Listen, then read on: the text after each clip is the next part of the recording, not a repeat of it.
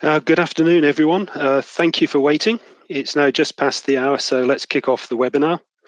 It's my great pleasure today to welcome you to this Squared Up Dashboard Server 7.0 release webinar. For those of you new to Squared Up, we do have two products, Squared Up Cloud, which is our cloud-based visualization solution, and this one's Squared Up Dashboard Server, which is our on-premises self-hosted solution, which started off life focused on SCOM visualizations, but it's now grown to be the on-premises visualization tool of choice for many enterprises, with integration tiles into data residing in the likes of Splunk, SolarWinds, Elastic, and now, just as a little tease, into VMware. This webinar is solely focused on Dashboard Server, and everything that we cover in it is going to be what's new in the 7.0 release. For those of you who don't know me, I'm Davies. I'm the Technical Product Manager for Squared Up Dashboard Server. My background is in SCOM consultancy, going back to NetIQ Operations Manager at the end of the last century. And I've been fortunate enough to make a career out of being a SCOM consultant and SCOM developer at Microsoft partners and as a Premier Field Engineer at Microsoft. I first came across Squared Up Dashboard Server over a decade ago, and when I had the opportunity to join Squared Up and be part of the future of Dashboard Server, I jumped at the chance. I'm joined here today by Ashley Thompson, better known to many of you as Ash, who is a Senior Technical Account Manager here at Squared Up.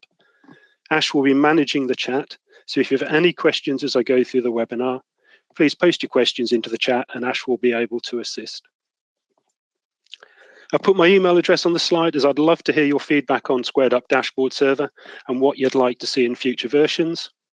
We're finalizing the roadmap for 7.1, and your experience and insights into how you use Dashboard Server today and would like to use it tomorrow are very important to us. But without further ado, let's look at the new capabilities of Squared Up Dashboard Server 7.0. I'll do a few slides first and then dive into a demonstration of some of the major new pieces. This release reinforces our commitment to developing Squared Up Dashboard Server in terms of breadth of visualizations with the addition of a new VMware provider. The VMware integration is another piece in the puzzle for on-premises visualizations alongside the likes of Splunk and SolarWinds and Elastic, and some of the more generic integrations such as PowerShell, SQL ODBC, Web API provider. Lots more on the VMware integration later. Based on customer feedback, we've also taken the opportunity to improve the ease of use of Dashboard Server with a major refresh of the user experience as a whole and modernization of the user interface to bring it into line, especially with the Squared Up Cloud product. We find more and more customers are using both products and are looking for a similar look and feel for their end users. We've also responded to customer enhancement requests, such as improving the ability to use and find specific SCOM tasks within Squared Up Dashboard Server. We now have a search option rather than just a very long, perhaps the world's largest drop-down list for some customers. And we've also undertaken some significant performance improvements in terms of back-end architecture. This is an enabler to us delivering a new high availability solution in a future release. Let's dive into each of these items, and then I'll do a few slides first and then dive into a demonstration.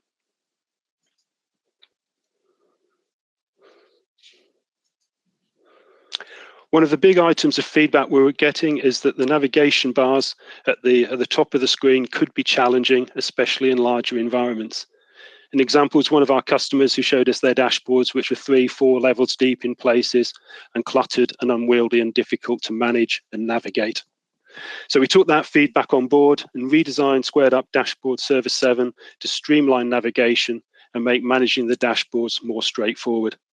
Welcome to the left side navigation bar, or the vertical nav bar. It really does make navigation so much easier, and in today's world of widescreen aspect ratios, it makes the most of the relatively limited vertical screen estate by moving all of the navigation menus to the left-hand side of the screen in a vertical manner. And if you do need extra width, the nav bar is collapsible while still exposing inline search functionality, favorites lists, and the system menu. As you can see in the screenshot, it's also simpler to see the complete folder structure. Your workflow can become more streamlined. You can create folders from here. You can create folders within folders and also dashboards within folders. all using inline actions, which you couldn't do before. You can't see the inline actions on the screenshot, but I'll certainly demo those in a moment. With search and favorites now inline, it makes them much easier to access, even with the navbar collapsed, which means that depending on your needs or your users' needs, you might be able to do most of your work with the navbar actually collapsed, making use of search and favorites, which are now, say, fully exposed on the left-hand side on the vertical navbar.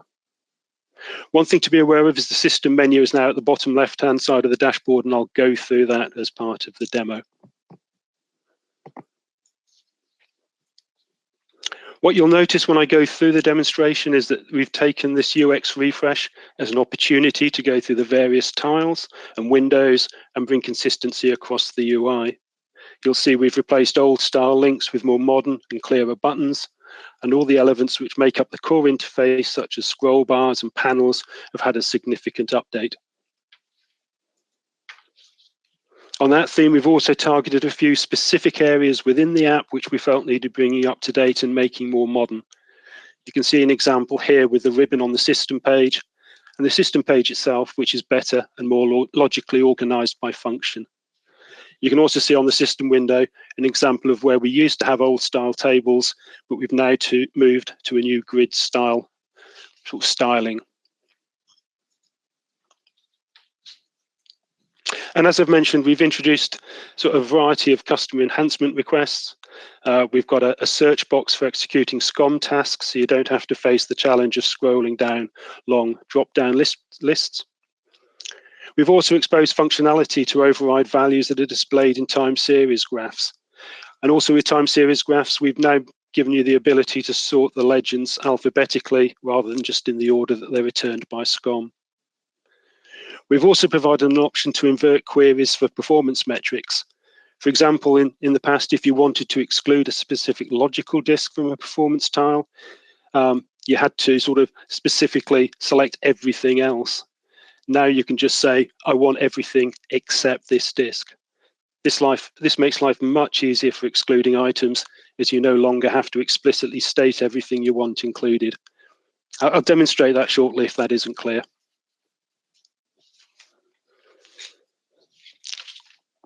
Enough of the talking, enough of the slide deck. Let's switch over and have a quick demo. Hopefully everyone can see that okay. Whoops. So just switch it back. Okay, so welcome to the vertical navbar. So this is the new squared up dashboard server 7 interface.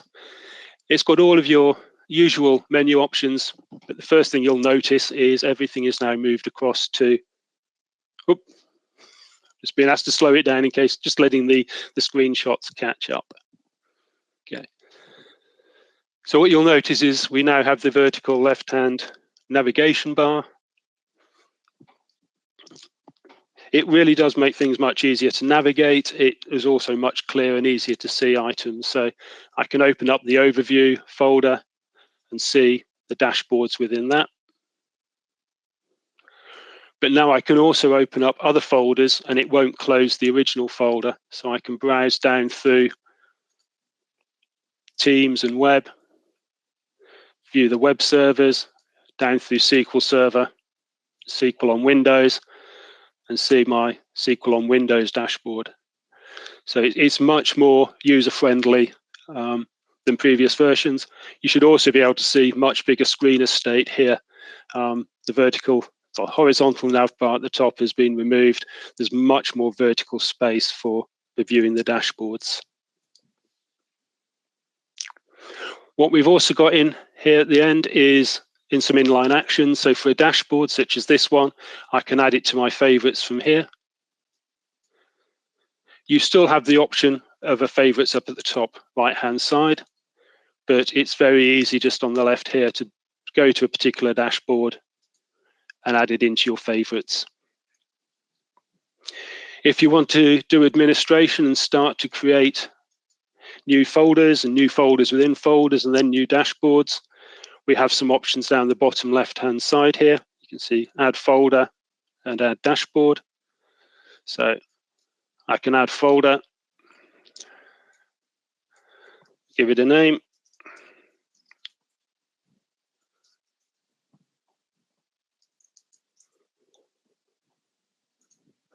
And that's created our folder straight off here. We can create a dashboard in the usual way from here, but we can also come in here and add a dashboard in down the bottom. And we get our usual styling here of the layouts for the dashboards. We've also got at the top here the ability to collapse. I'll just unpublish that or discard that. We've also got the ability here at the top to collapse the nav bar. And you notice again, it just allows us to have much greater width on the dashboards, while still exposing to us the inline search capability. So I can search for a particular server. Again, notice the extra screen estate both horizontally and vertically there. And what we've also got is the ability to head off to favorites. And I've just added in SQL and IIS so we can go quickly and easily to those favorites. So, as I mentioned earlier, some users might actually be able to work pretty much with the nav bar collapsed and just using their favorites menu and the inline search capability. Even with the nav bar collapsed, we do have an option for the system down the bottom. I'll make it wider just so everything's easier to see. If you want to go and change any of the system settings, say the system menu is now down at the bottom left-hand side of the nav bar. The system menu has been completely updated. It's now a nested set of categories, and we've tried to bring sort of consistency into which items, which configuration options go into which category. We've got some of the options available from here. Well, if you select one, it will take you up to our full configuration system settings. So underneath administration, you can set your licensing. If you need to update your license, all your licensing information will be there. For named users, again, that will be all under administration. These are really the administration settings for Dashboard Server as an application. So this is also where you configure or can view your active providers, and underneath that configure new providers, some new integrations. If you've got the PowerShell provider installed and using that, your PowerShell scripts and the run as accounts will show up here. And if you're using auditing capabilities, yeah, what you've got and what you're auditing within Squared Up can be set here. Broadcast information, again, it's administrator level within Dashboard Server. So the broadcast menu is now under administration here, as well as the notifications. If in case of needing upgrades or any new packs that are available, that's under here. And logs and maintenance, again, it's an administration setting within Dashboard Server 7. For specific content, such as your folders and your dashboards, that's under the content menu. So we can see dashboards that we haven't got published, the dashboards that we do have published. And if you want to move dashboards around, move folders within folders, this is still the way to do it. We don't yet have click and drag capability on the vertical nav bar. It's the standard way of doing it as a version 6. Content dashboards, and then you can move your dashboards and your folders here, as well as managing them and deleting them. Everything else, I say, it's very much looking at the content of the dashboard server itself, content of the dashboards and the folders. So your perspectives will show up here. Things like metric rows, recycle bin, team folders, open access, community packs, all of these just visible off here. I won't go through each and every one of them. Hopefully you'll get to download version 7 shortly and say, have a look through these. Another category that we've introduced is for customization. So again, we're now looking at sort of customizing the look, the feel of Dashboard Server. So whether you want the dark theme on or off.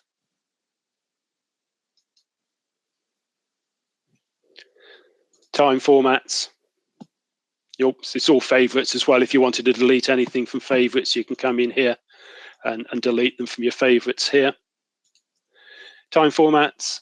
And if you're using branding, again, this is where now you can set up your company logos, your login logos, etc., and your backgrounds all from here.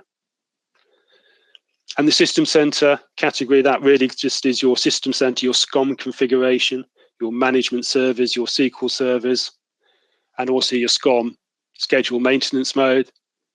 And if you're using Dashboard Server Enterprise Application Monitoring, this is where you can view your enterprise applications. We've really tried to place items where you'd expect to find them rather than just users having to be presented with a long and unwieldy list of sort of assorted items. So we've tried to organize this in a logical, consistent manner.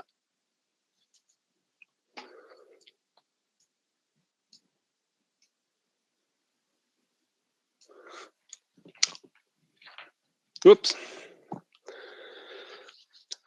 But I can also go through while we're here, before we hit VMware, we have got some new tiles.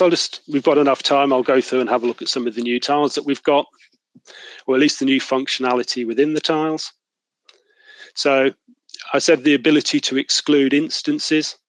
So if you wanted to show all disks except or just specifics, we've got the option here of just selecting to exclude or include.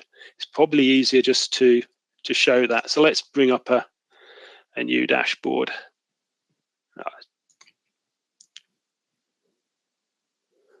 Create a new dashboard at the top. Configure.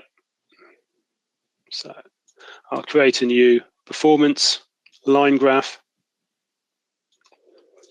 for logical disks.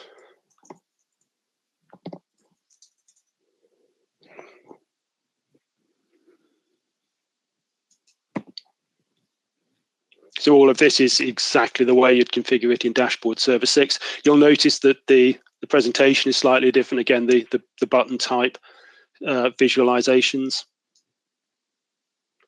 For metric, I can come in here and choose a metric such as percentage free space. I've got an advanced tab on here, and this is where you can see the exclude matching instances. So if I scroll down slightly, you can see that we've got C drives, D drives, V drives. If I was responsible for my own application and I didn't want to see the C drive and the D drive, because that's perhaps the responsibility of the Wintel team, and I'm just more interested in what the value is on my application drives, I can come in here and then under exclude matching instance, select that, and it will now remove all of the C and the D drives, and I'm just seeing specific drive letters T, V, S, and U.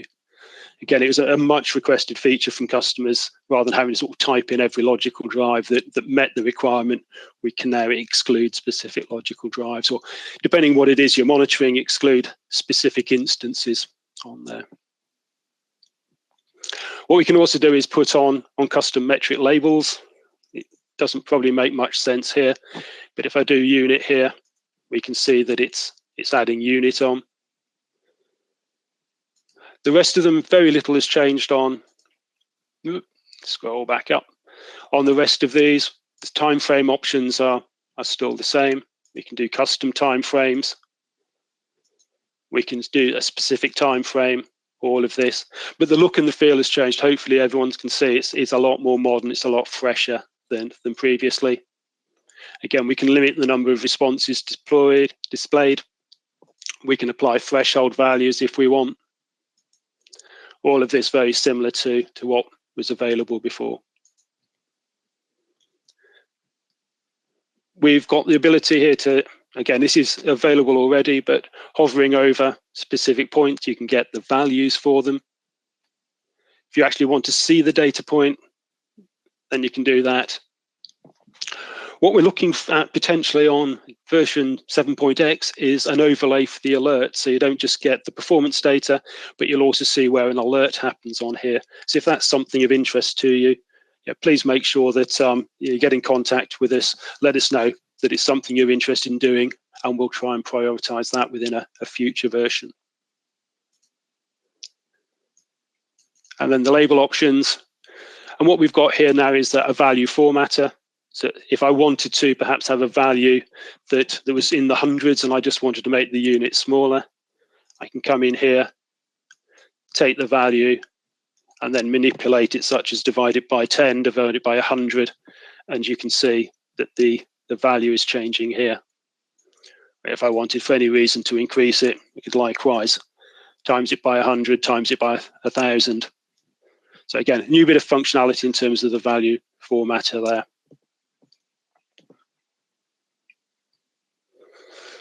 And you can see other examples of them here.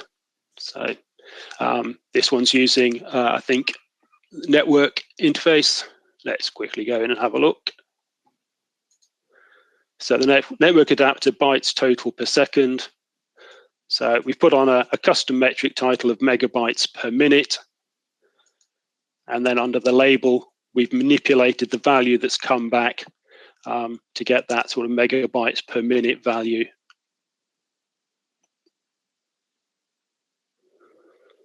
Let's get back up to one of the other dashboards.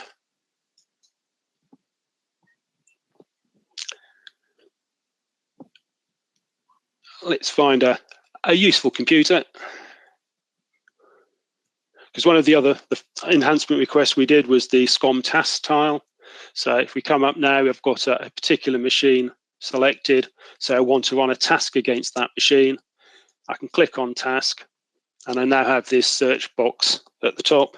So rather than having to scroll down the long drop-down list, I can now just start typing in here and execute the task quickly and easily. It's a great time saver for a fair number of our customers who had lots and lots and lots of SCOM tasks on there. And that brings us to a close really on the UX and UI improvements. We're constantly looking out for ways to improve here, so please either drop support an email or drop me an email. My details on the introductory slide. If you have any enhancement requests, and we'll work with you to see if we can incorporate them into a future release. Which brings us back to the slide deck.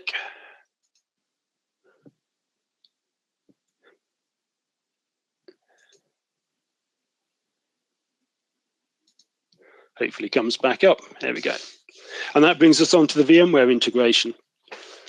The new VMware integration enables the visualization of health, performance, and object property data from common VMware object types. So you'll get information, performance data, health data, things, host system, virtual machine, data stores, clusters, networks.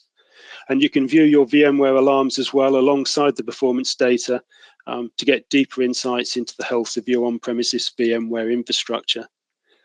The VMware integration is different from other integrations such as the Splunk or Elastic or SolarWinds or Prometheus integrations, as VMware doesn't have its own query language, whereas those previous integrations have a query option during the configuration. With VMware, we're working directly with the SDK in a similar way to working with SCOM. We're communicating with vCenter over HTTPS and pulling the data back from vCenter. So selecting the alarms, selecting the health status, selecting the performance data. So we've got the alarms example here, state data from the hosts, and performance data from, in this case, 2 from the host and 1 from an appliance. The visualizations, the surfacing of data from VMware doesn't require SCOM to be monitoring the target object. E.g. in this case, we're not actively monitoring the host or the appliance. We don't have a VMware management pack in place here. We're getting this information directly from vCenter and surfacing it directly from vCenter into the dashboards. But at the same time, the flip side is it's important to realize that at the moment, these are, at least in version 7, just visualizations. One of the constraints of the VMware integration is there's no SCOM object model behind it. Say dashboard server doesn't include any management packs for VM monitoring. We don't have classes, we don't have class relationships, so we don't really enable drill down at this current time. We're not a VMware monitoring solution. There are other third parties out there that will do a deep dive into it. We're focused here purely on the visualizations. One of the things we are looking to introduce in Dashboard Server 7.x is dashboard variables, which will create key value pairs and sort of pseudo relationships. people have used the cloud product, you might have seen it in there. It's something we're looking to backport into dashboard server. And that sort of gives you classes, SCOM relationships, using these dashboard variables rather than creating SCOM classes and SCOM relationships. It gives you the ability to drill down by creating these pseudo relationships. If people are interested in that, we'll probably do a separate webinar on that closer to the release date of future versions. But certainly get in touch with me if you like blog articles or anything created to help on explanations of that. Please get in touch and we can create some supporting documentation for that. In the meantime, some of you might have seen row links and drill down links, and I'll give a demonstration of that in a moment, but it's the ability from a list of VMware visualizations, virtual machine visualizations from VMware, we can actually use a URL parameter to go from the VMware visualization and parameterize it on the object name to actually go to the correct Windows perspective. So I will demonstrate that in a moment. Okay, so let's have a look at the VMware integrations. We have a limited set of dashboards available out of the box at the moment. We're hoping to build those up before the general availability, and we're certainly hoping to work with customers to sort of develop these going forward. We see the VMware integration as a very important part of the puzzle for on-premises visualizations, and we really want to work with customers to understand what you need and what we can deliver to help you meet your needs. So this is a standard sort of open overview slide. We can see different types of information. We've got alarms, the host status, we've got some performance metrics from the host, and we've got information about the virtual machines. If I drill down and perhaps just have a look at virtual machines and just sort of make it a little bit clear on some of these. So let's come in and have a look at the configuration. And what you'll see is some new VMware tiles, specifically here the VMware alarms tile. I pre-configured the VMware provider. And then we need to sort of say what the object scope is that we want. So in this case, I'm choosing a virtual machine. I want the virtual machines listed. And I can either select specific objects, or I can select all virtual machines within a vCenter folder or within a vCenter resource pool. So in this case, I've chosen all virtual machines within a folder. Dashboard server is intelligent enough to pick up the correct columns or standard columns. So it knows we've selected a virtual machine, so it knows the columns that should be displayed. If you do wish to display additional columns, you can do so. You can give data types, for the most part text. You can use the mustache. So if there are additional properties there that you want to pull out that we haven't included by default, you can also do so. I'll have a look at that in a moment when I recreate something from scratch. At the moment, I'm just going to run through this one briefly. And then finally, let's say the grid options. And this is the row link that I mentioned earlier, the ability to link off to other data if we want to. And I'll do a demonstration of that in a moment as well. So this one is basically an alarm tile, scope to virtual machines. And at the moment, we only have one virtual machine alarm within our environment. Again, just to stress, this is a visualization. You can't manage the alarm from here. It is just visualizing all of that. Within virtual machines, what we can do is just do a straightforward list of them. But what I've also done is set up the row links here. So if I click on a virtual machine, this is just a visualization for VMware. It will take me through, and it will find, as long as there's a SCOM agent installed and we've got data for that, it will take me automatically through to see that particular virtual machine perspective, so I can drill down and have a look at that machine in more detail. I will definitely do a blog article on how to use that, but as a quick example, if I go into the configuration here, again, it's a VMware provider. The tile is a grid tile. The scope is going to be all virtual machines. The columns out of the box is what you get. I've actually added in host here as well. So I've just gone into add and added in the host name. And then the row link, what we're doing is connecting off to our squared up server and making sure that we know the correct URL, the correct parameters to call. It looks like a horrible mess, but I'll do up a blog article that sort of explains all of that. And what so that allows us to do is, as long as we've got underlying agents on there, we can actually click on these and drill down to the individual machines underneath.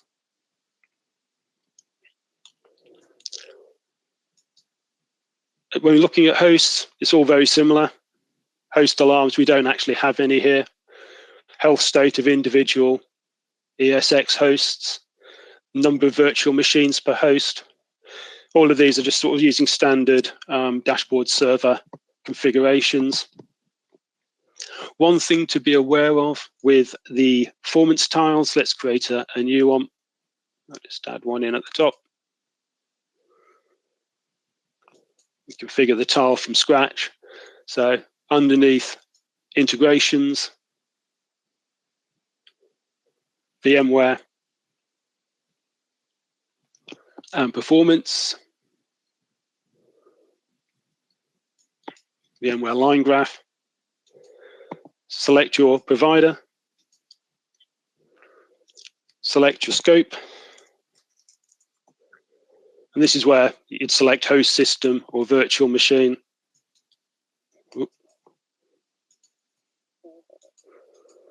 Cluster, network, resource pool. I'm going to select host system. Again, you can select particular specific hosts, or all hosts within a folder, or all hosts within a particular resource pool. I'm just going to pick one host here. And then when we get to the metrics, you've got the option of L1, L2, L3, and L4. VMware has the concept of collecting and storing data at 4 statistics levels, L1 to L4. L1 is less detailed. L3 and L4, especially L4, are really just used for deep dive troubleshooting. Each level will define what performance metrics are collected and at what interval and for how long the data is kept within VMware. So this will determine to some extent what metrics are available to be viewed within the squared up dashboard. But then we can search for metrics. And again, it's the same options as we've had before in terms of metric labels, timeframes, whether you just want the top end selected. Less instance here, because less useful here because we've just got the one host selected.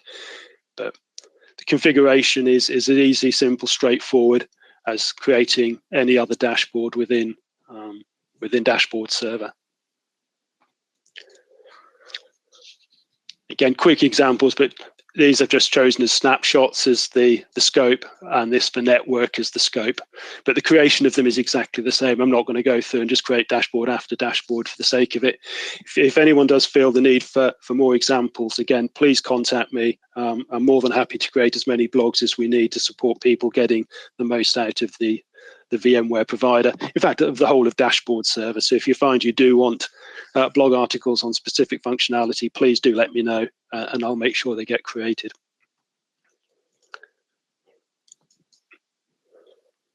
Okay, and that's it as far as what's new in Squared Up version 7. The roadmap going forward. It's often said that it's our roadmap, but really I want it to be your roadmap. What do you want to see in Squared Up Dashboard Server 7.1? What updates would make your life easier as administrator or your users' life easier as dashboard users? There are some ideas that I've already discussed, and we've had lots of interest in things such as dashboard variables and additional VMware dashboards. But really, please get in touch. Tell us what you would like to have in future versions of Dashboard Server. Some of the examples, say just listing here, dashboard variables, VMware dashboards. Are there any other integrations that you specifically need or are looking for? One request we get frequently is the ability to send out a dashboard on a schedule. I've deliberately left this vague as what do we mean by send and what do we mean by a dashboard. But if something like that is of interest, please get in touch and let's flesh out exactly what we mean by that and see if we can get it into a future iteration of Dashboard Server. We do also have some customers asking for integration with Microsoft Teams and Slack. So again, if that's of use to you, of interest to you, of importance to you, please get in touch and we can start discussions around that and what limitations you might have, what constraints you might have, so that we can look to see if it's feasible to build a solution. And are there any new tiles that you want? There's a tease, some of our customers, we've had a number of requests to say, can you flatten out the donut tile? The donut tile is great, it provides really useful information, but it takes up a lot of screen real estate. Can you flatten that out? There's even been a couple of names for it, but I'm not going to steal anybody's thunder by mentioning them on this webinar, but keep your eyes posted for, say, some new tiles coming that we've thought of, our customers have already thought of. But if you've got any other tiles that you would like us to deliver, please let me know. Again, my email address is there. Some key dates going forwards. The RC is available today. If you go off to the website, you will be able to download it today. This includes all the guidance on all the new features. The documentation team have done a huge amount of work updating all the screenshots for the new portal layout, the new nav bar. So a huge thank you to all of them. A huge thank you to engineering for getting everything out on time as well. It's a huge effort for such a radical new release in terms of the vertical nav bar. If you want to do an early adoption and deploy the release candidate, it would be a great way for you to find out the new capabilities and functionalities. It is actually fully supported. So if you do come across any issues, then please raise a support ticket and we'll be ready to assist. As far as general availability is concerned, that's going to be on Wednesday, October the 1st. So about 3 weeks from today. And Dashboard Server 7.1, the provisional date at the moment is Q1 2026. So once again, please let us know what are the key enhancements you would like to see as part of Dashboard Server 7.1. One final date for your calendars. Squared Up Live is, well, live on Wednesday, October the 8th. It's our annual event that provides an opportunity for you to gather, see demonstrations of Squared Up dashboards in action, get exclusive previews of new product features, and interact with the product team as a whole to influence the future product development. We'll also have some customer success stories covering the cloud product and Dashboard Server product line, and we'll be highlighting how our customers can leverage both cloud and Dashboard Server products to provide a comprehensive visualization strategy for on-premises and cloud visualizations. In the meantime, thanks to Ash for assisting with all the questions in the chat. If anyone has any further questions, please drop me an email and I'll get back to you. And thank you everyone for attending the webinar. I hope you found it useful, and I look forward to seeing you again all at Squared Up Live on October the 8th. Thank you very much.